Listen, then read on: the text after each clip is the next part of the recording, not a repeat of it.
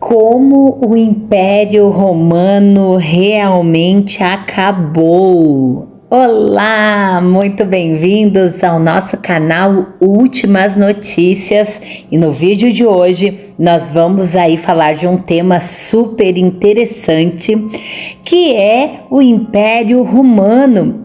Como que ele terminou? As invasões bárbaras e os conflitos da elite romana foram importantes, mas outros elementos podem ter sido igualmente fortes. As mudanças climáticas e com elas uma sucessão de epidemias e crises agrícolas. Então vamos conhecer as novas descobertas que estão reescrevendo a história de Roma. Mas antes eu quero te convidar a se inscrever aqui no nosso canal, ativar o sininho para receber todas as nossas notificações. Vamos lá então? Estamos no ano de 166 depois de Cristo. O exército romano, sob liderança do senador Avídio Cássio, cerca a rica cidade de Seleucia, na região da atual Bagdá, no Iraque. Seleucia rapidamente se rende ante o poderio de Roma, mas os homens de Cássio iniciam um saque de grandes proporções mesmo assim. Um dos soldados invade o templo do deus Apolo e abre uma antiga arca. Reza a lenda que esse ato de sacrilégio fez com que saísse do baú um vapor pestilento, o qual poluía tudo com contágio e morte, desde as fronteiras da Pérsia até o rio Reno e a Gália, França, segundo cronistas da época.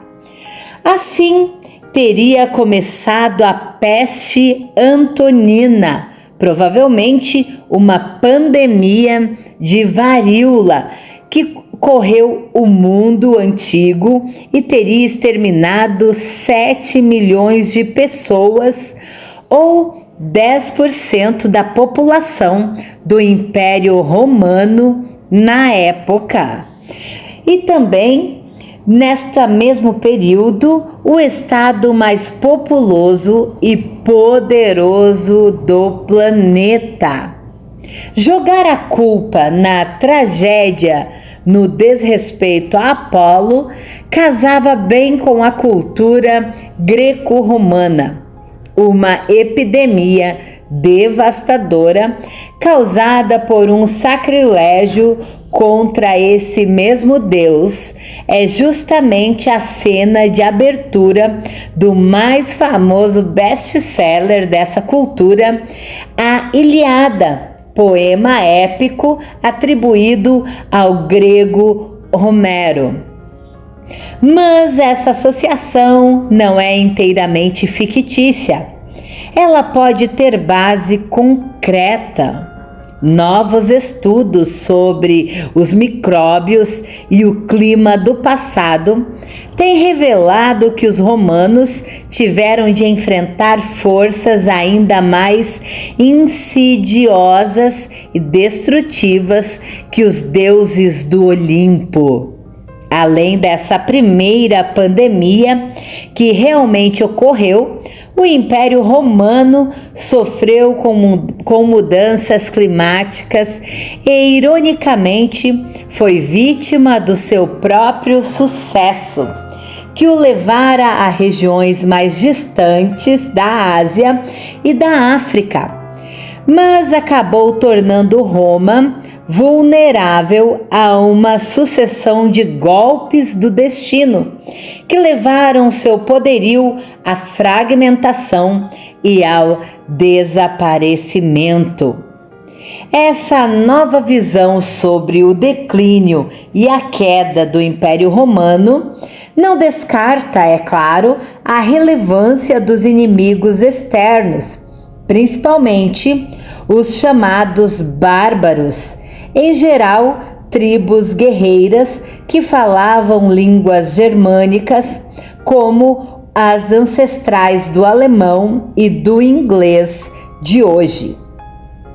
Também não ignora as picuinhas e os duelos mortais que devastavam a elite romana de vez em quando, enfraquecendo ainda mais o domínio dos Césares. Esses fatores foram importantes e podem ter sido alimentados pelos demais, criando um espiral de desastres. Mas a nova abordagem histórica de Roma admite a profunda dependência que as civilizações antigas, mais sofisticadas, tinham em relação ao seu ambiente natural. Algo que, como num mundo de emergências climáticas como o nosso, se torna cada vez mais familiar às pandemias. Os desastres ocorridos a partir de 166 depois de Cristo talvez tenham sido ainda mais dolorosos, porque vieram na esteira de alguns séculos de bonança, durante os quais as divindades pareciam ter abençoado as vastas terras regidas por Roma. De fato, de acordo com vários estudos paleoclimatológicos que reconstroem o clima do passado, os romanos expandiram e consolidaram seu domínio numa época extremamente favorável para a agricultura.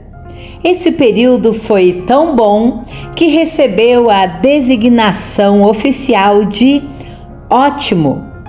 Para ser mais exato, o de ótimo climático romano. A palavra, nesse contexto, tem o sentido de condições ideais. Embora a Itália e as regiões vizinhas da bacia do mar Mediterrâneo, que sempre foram o núcleo mais importante da civilização romana, sejam notórias pela relativa instabilidade climática, com presença intermitente de grandes secas e invernos severos, essa fase ótima se caracterizou pela constância de chuvas relativamente abundantes e temperaturas um pouco mais altas que a média dos milênios anteriores. Um estudo recente, assinado pela geóloga Karin Zahnoveld, da Universidade de Bremen, e pelo historiador Kyle Harper, da Universidade de Oklahoma, reconstruiu as condições climáticas desse período e dos séculos que o seguiram. Os pesquisadores conseguiram fazer isso com alta precisão. Sua margem de erro é de apenas 3 anos. Eles analisaram sedimentos do fundo do Mediterrâneo, obtidos na região de Tarento, no sul da Itália. Os sedimentos contêm restos de dinoflagelados, um grupo de organismos unicelulares com grande diversidade de espécies, cada uma adaptada a diferentes condições de temperatura e nutrientes da água do mar. Bastou datar as camadas de sedimentos e combinar a datação com as idas e vindas das diferentes espécies de dinoflagelados para saber o que estava acontecendo com o clima italiano ao longo dos séculos. o estudo concluiu o ótimo climático romano manteve o tempo relativamente úmido e quente na região entre mais ou menos 200 a.C. e 130 depois de Cristo. É justamente a fase em que os exércitos romanos foram conquistando cada vez mais territórios Mediterrâneo afora, da Espanha à Ásia Menor, a atual Turquia. A supremacia deles se tornou tão incontestável que eles passaram a chamar a bacia de Mare Nostrum, ou seja, nosso mar. Esse processo começou quando Roma ainda era uma república, com eleições e algumas formas modestas de participação popular no governo, e chegou perto do auge quando o sobrinho neto e herdeiro do general Júlio César tomou para si o poder supremo, assumindo o título de Augusto, algo como majestoso. A dinastia, iniciada por Augusto, o primeiro imperador romano propriamente dito, não durou muito. Acabou apenas 5 décadas depois da morte dele, em 14 depois de Cristo, quando Jesus de Nazaré ainda era apenas um jovem carpinteiro. Mas iniciou uma tradição autocrática forte que se mantinha incontestável quando o baú zicado de Apolo supostamente foi aberto em Seleucia. Na época, os domínios de Roma, que iam da fronteira entre a Inglaterra e a Escócia até a Síria, eram governados conjuntamente por uma dupla de imperadores, Lúcio Vero e Marco Aurélio, ambos filhos adotivos do chefão anterior, Antonino Pio, daí o nome Peste Antonina. A vida dentro dessas fronteiras costumava ser próspera e pacífica. Raramente algum inimigo ousava desafiar o imperador para valer. E até camponeses livres de províncias distantes, como a Bretanha, basicamente o território inglês, e Gales de hoje, conseguiam ter acesso a bens de consumo, como um jogo de jantar italiano feito com cerâmica de primeira, relata o arqueólogo britânico Brian Wark Perkins, da Universidade de Oxford. É um indício de que essa era um mundo globalizado, conectado pelo comércio de longa distância. Para alcançar esse sucesso, é claro que Roma podia contar com exércitos profissionais muito bem organizados, estradas planejadas com esmero e uma engenharia civil de dar inveja a muitas prefeituras por aí.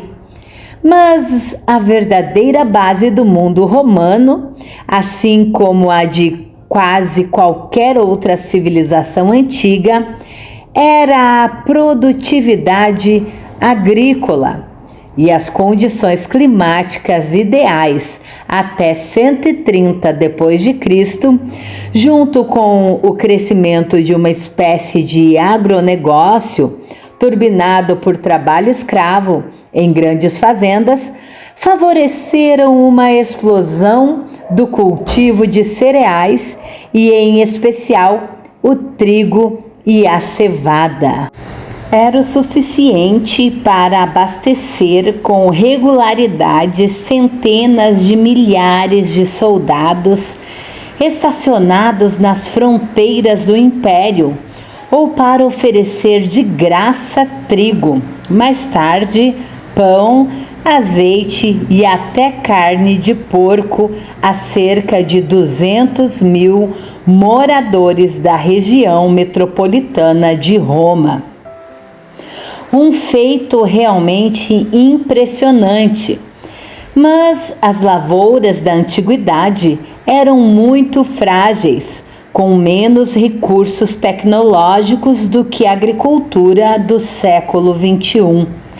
Além disso, os romanos se transformaram numa superpotência dos cereais, incorporando terras cada vez mais marginais, como encostas de morros na Itália, ou à beirada do deserto no Oriente Médio, em suas zonas cultivadas. Dia a dia, eles empurraram as florestas, fazendo-as recuar montanha acima e ceder seu lugar à terra cultivada. Escreveu o poeta Lucrécio, que morreu por volta do ano 55 a.C. O problema é que essas são justamente as áreas mais vulneráveis às alterações do clima. Bastava esfriar alguns graus ou deixar de chover alguns dias por ano, e no caso do clima do Mediterrâneo, não é incomum que essas coisas venham juntas, para que as plantações de fronteiras se tornassem inviáveis e até as áreas mais propícias para o cultivo passassem a produzir bem menos. Em suma, o lado agrícola do império tinha bases frágeis. Essa é a primeira parte do problema. A segunda, relata o historiador americano Kyle Harper, o mesmo do estudo citado no começo, em seu livro A Sina de Roma, ainda não lançado aqui no Brasil. Foi consequência do próprio sucesso romano. Com a enorme expansão do império e sua inserção em rotas comerciais de longa distância, o povo de Roma passou a estar em contato direto ou indireto com quase todas as regiões do Velho Mundo. Os navios de mercadores romanos desembarcavam na Índia e na Etiópia todos os anos, por exemplo. Em ambos os lugares, arqueólogos já encontraram muitas moedas cunhadas pelos Césares. Na época de Marco Aurélio, a corte imperial da China recebeu emissários de Roma. Os textos chineses apelidaram o imperador ocidental de Antum, adaptando a última parte de seu nome completo em latim, Marcus Aurelius Antoninus. E aquela mania de botar gladiadores para brigar com leões, girafas e rinocerontes no Coliseu era alimentada por contatos comerciais com a África subsaariana, que eram intermediados pela Núbia, mais ou menos o atual Sudão, e pelos funcionários provinciais do Egito, dominado por Roma desde os tempos de Augusto. Tudo isso significava um intenso e constante deslocamento de bens, pessoas e micróbios. Doenças infecciosas de 3 continentes passaram a ter imensa facilidade para seguir todos os caminhos que levavam a Roma. Tudo significava um intenso e constante deslocamento. Do ponto de vista epidemiológico, o Império Romano era uma bomba relógio. Ela explodiu pela primeira vez com a peste antonina. E isso aconteceu no pior momento possível. A peste antonina estourou poucas décadas após o final do ótimo climático romano, numa fase que, segundo o estudo paleoclimático de Harper, foi caracterizada por diversos pulsos de resfriamento e diminuição da chuva.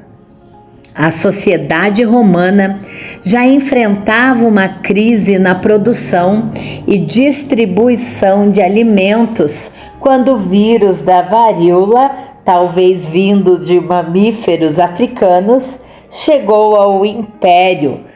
O estrago da pancada epidemiológica teria sido multiplicado pela dificuldade de levar recursos às populações afetadas, o que impulsionou a mortalidade. Era a primeira pandemia da época imperial, mas não seria a última. A peste antonina durou até o ano 180 depois de Cristo. Após uma década e meia de horror, seus efeitos mais graves começaram a se diluir, provavelmente porque quem sobreviveu ganhou imunidade à doença.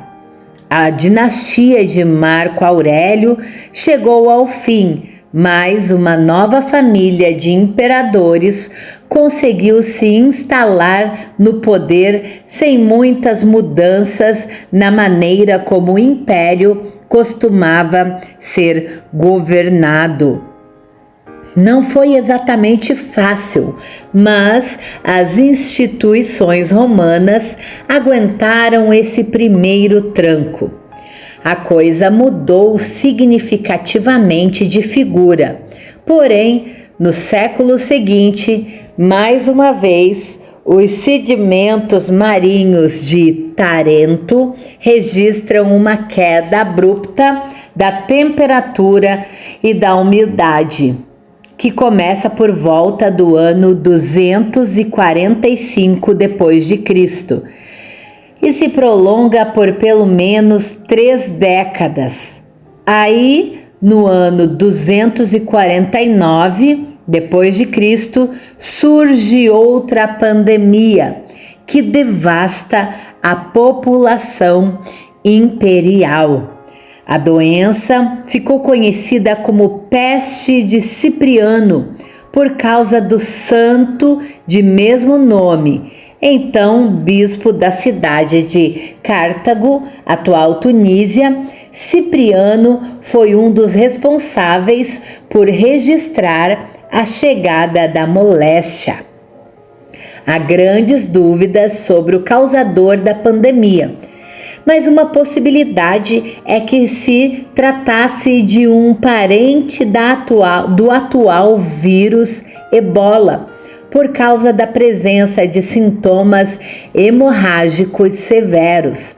Um fogo que se origina na medula dos ossos fermenta até causar feridas na goela, os olhos injetados de sangue, então em chamas, em alguns casos, os pés e em outras partes dos membros são destruídos pelo contágio da doença putrefata.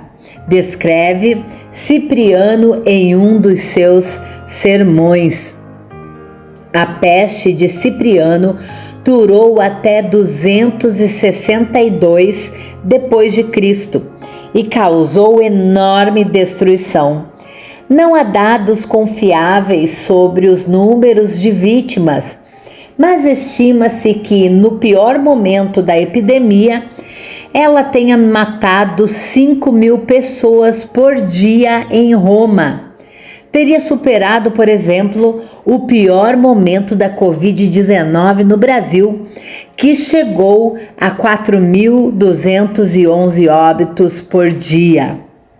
A partir daí, o próprio corpo do Império Romano parecia estar se desfazendo.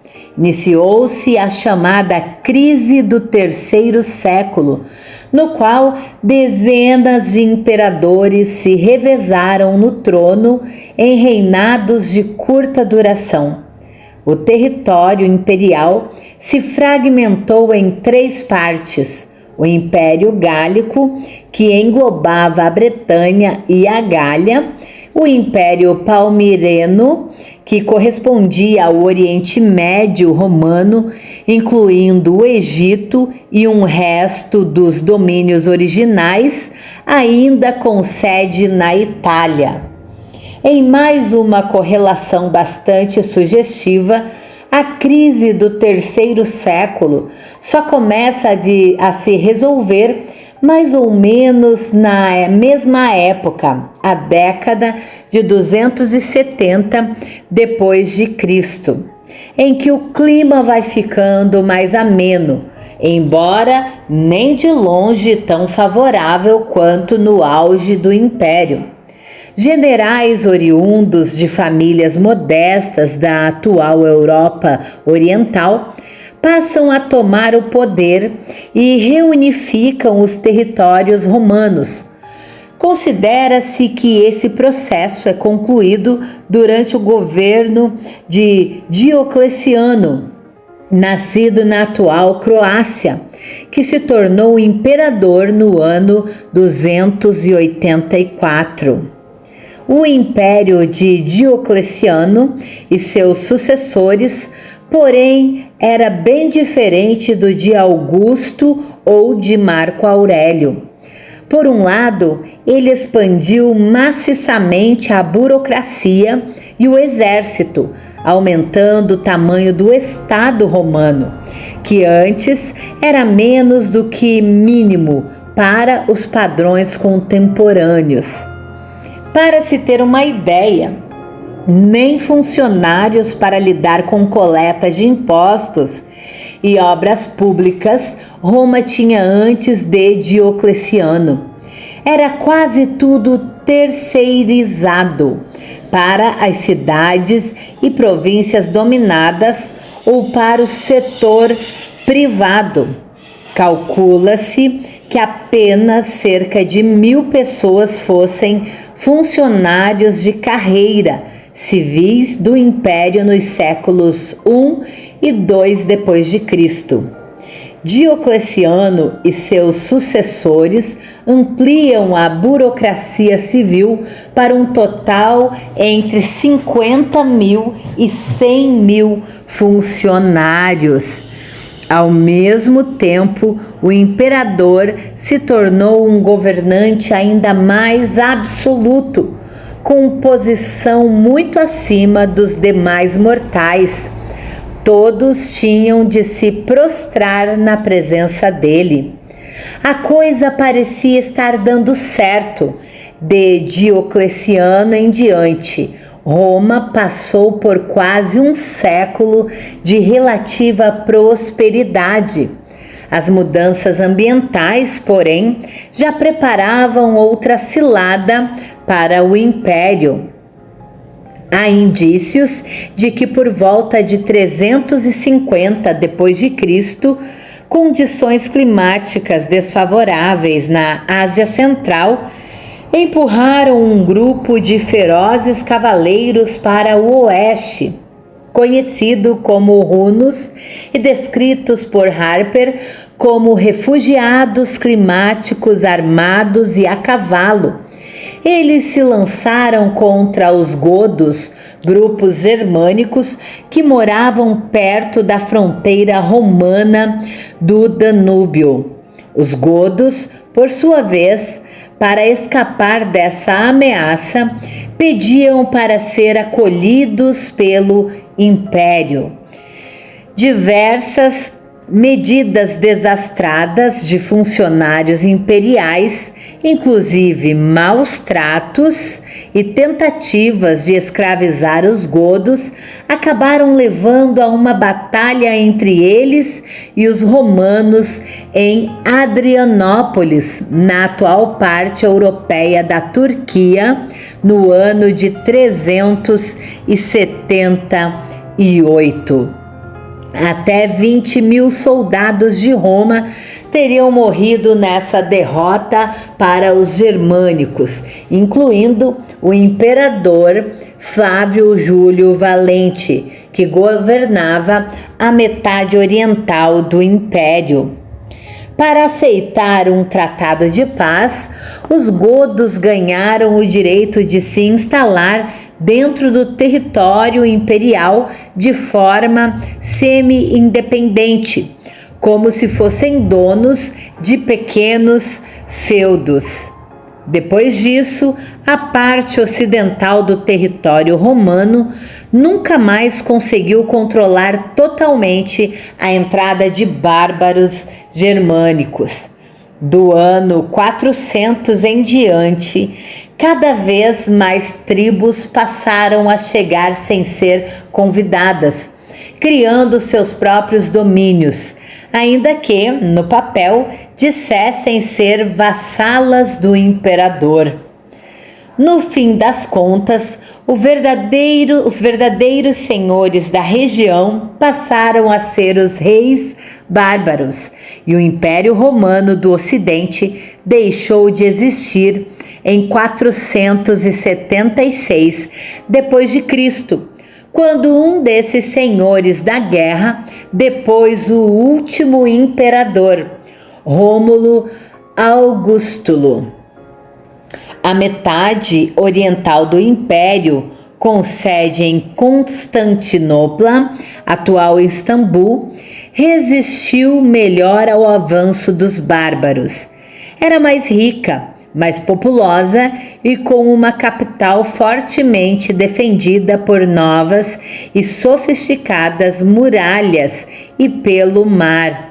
O Império Romano do Oriente conseguiu se recuperar tão bem que, no século seguinte, chegou perto de reconquistar parte do terreno perdido para os bárbaros no Mediterrâneo Ocidental.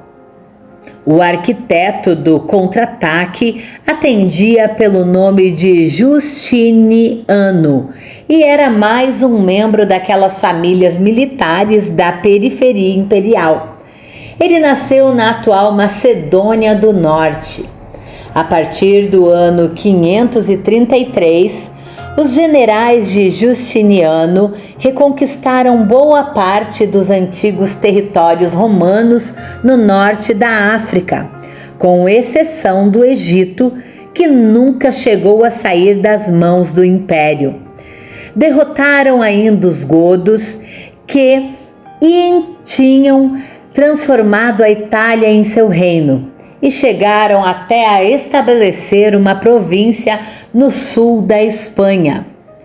Na esteira dos sucessos militares, porém, as últimas desgraças ambientais e epidemiológicas a afetar o império estavam chegando a galope.